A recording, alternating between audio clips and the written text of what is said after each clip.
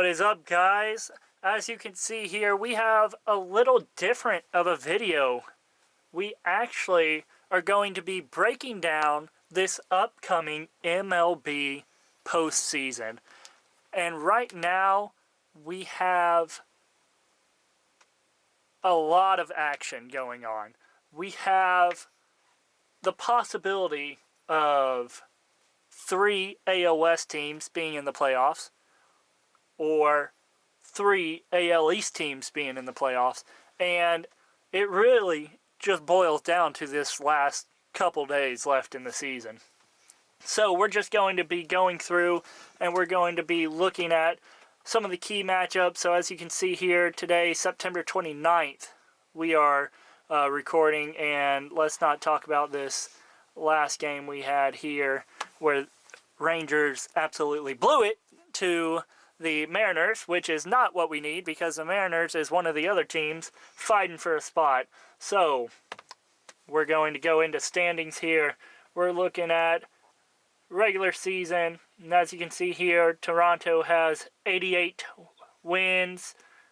They're not going to make, obviously, with Baltimore having the best record in American League, they're not going to do movement there.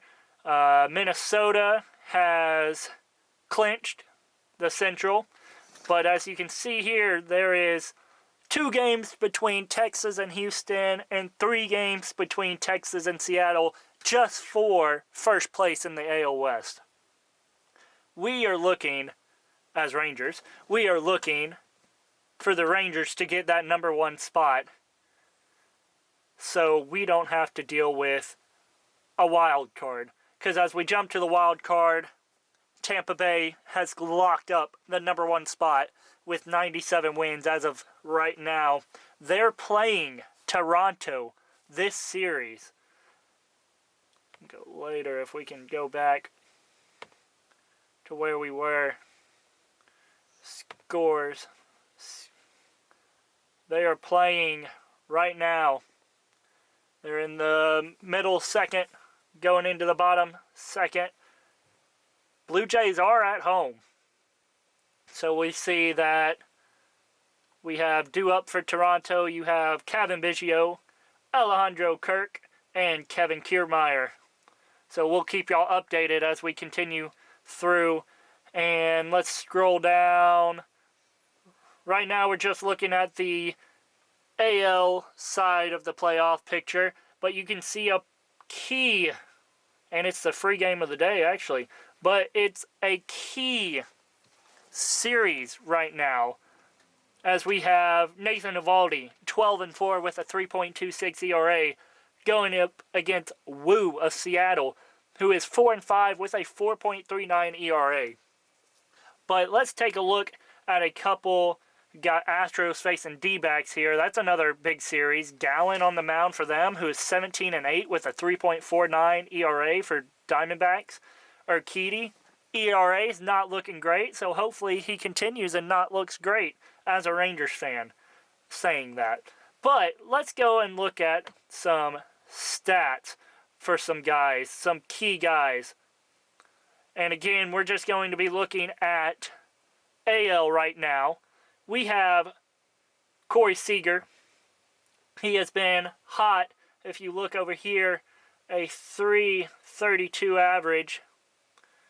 He's keeping it going. He's keeping it consistent. That is what we need as a Rangers. But then we scroll down. We have Yandy Diaz, a 0.329 batting average for him. He's a Rays player. They've clinched, so doesn't matter. But Houston, Kyle Tucker, he's provided, 36 doubles. He's provided 29 home runs for him, 111 RBIs. 111. So we'll do batting average. Let's see. We know Luis Urias, 0.353 of the Marlins. But Corey Seager is third. He's top in the American League with batting average. Like I said, I want him to keep that going. Scroll down here. You got Yoshida rookie. 285 average for Boston there. Boston, unfortunately, will not be making the playoffs. And as you can see, out of all of MLB, there's only 9 players that have above 300 batting average. And actually only 5 of them have above a 320, 315, 325, whatever number you want to throw out there, batting average. Which is honestly quite a lot. But shifting gears here, I do want to actually jump ahead and talk about one big news story here.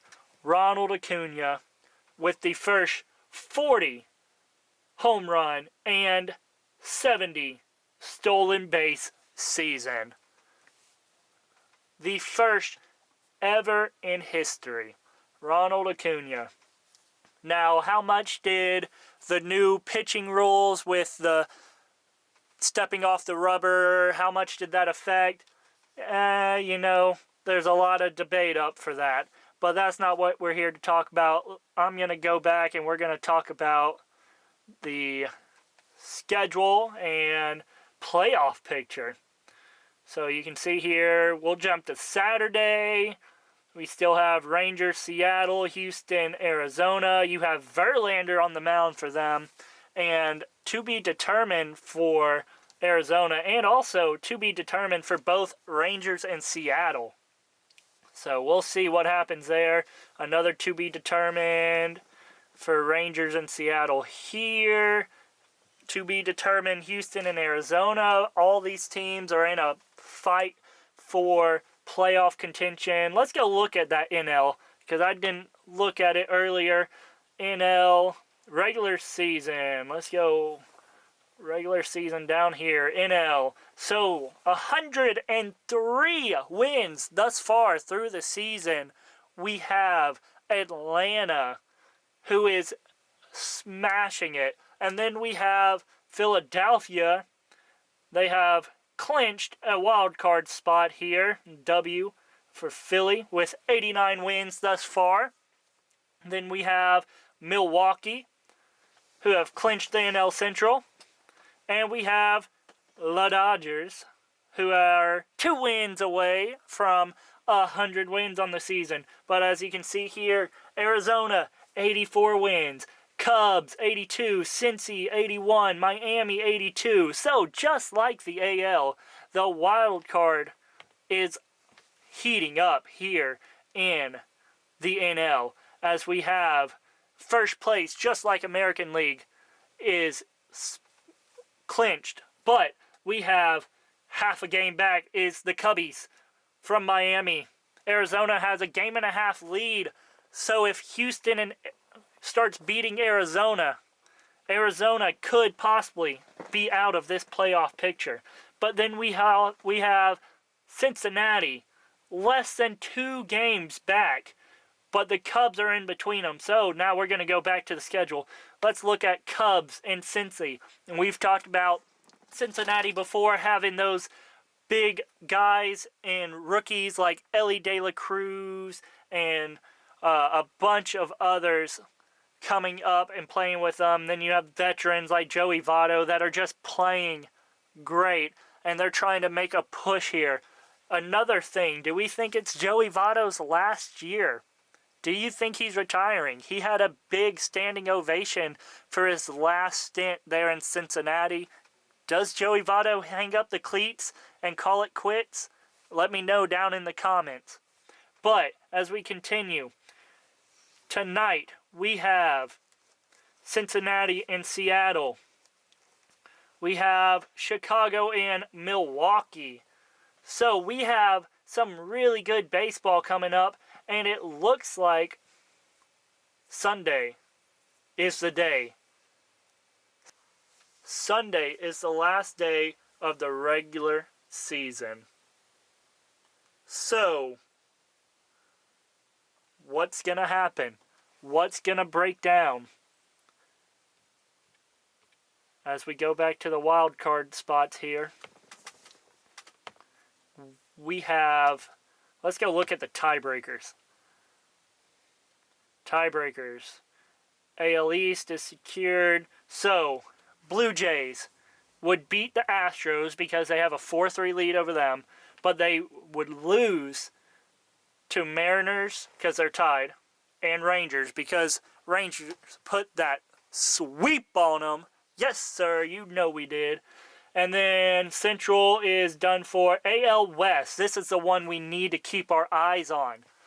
Rangers would beat the Blue Jays and the Mariners, even though we have this series remaining with them. So we, as Rangers fans, cannot get swept. We have to win what we would like 2, but definitely 1. And Astros need to lose to Arizona this series. At least lose 2 to be comfortable. In all reality, I'm really thinking that I think the Rangers could pull out a first place and not have to be in a wild card game if the bullpen would stop stinking, is the only way I can put it. Because Mariners would be done, would lose to not applicable. Mariners would win a head-to-head tiebreaker for a playoff spot with Astros or Blue Jays. But if the Rangers beat them, then they're done with their spot. The Rangers are likely to get in to the playoffs. The Astros are likely to get the third place wildcard spot. And Blue Jays, if they can somehow pull out 2 wins versus the Rays, they could pull out a second place or vice versa with Houston. But if Rangers win, Seattle would most likely be done for the season. And now the NL East, we know Braves have clinched. Phillies clinched top NL wildcard spot there.